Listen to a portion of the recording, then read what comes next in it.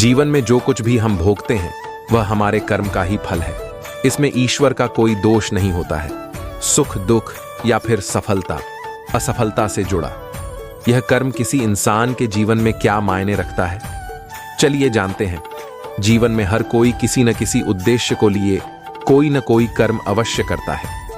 दरअसल कर्म एक क्रिया है, फिर चाहे वो मन से की जाए या शरीर से, जिसका निश्चित रूप से कोई न कोई परिणाम अवश्य निकल कर आता है जो उस व्यक्ति को भोगना पड़ता है। कहने का तात्पर्य यह है कि जीवन में हमारे द्वारा किए गए कर्म, फिर चाहे वो अच्छे हों या फिर बुरे, वो हमें भुगतने अवश्य पड़ते हैं, जिसके चलते अक्सर हमें कभी सुख तो कभी दुख प्राप्त होते हैं। किसी भी इंसान को कर्म को आखिर किस भाव से करना चाहिए और इसका हमारे जीवन में क्या महत्व है, आइए इसे जानते हैं।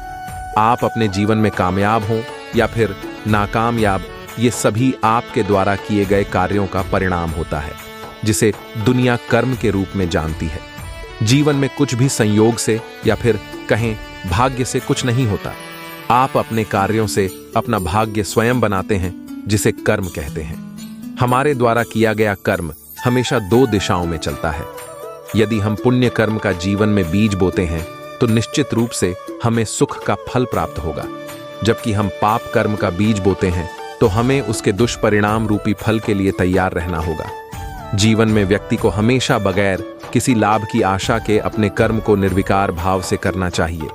यदि आप अपने जीवन में बुरे कर्म करके अच्छे भाग्य की कल्पना करते हैं तो वह व्यर्थ ही है, क्योंकि यदि हमारे कर्म अच्छे हैं तो हमारा भाग्य भी सुंदर ही होगा।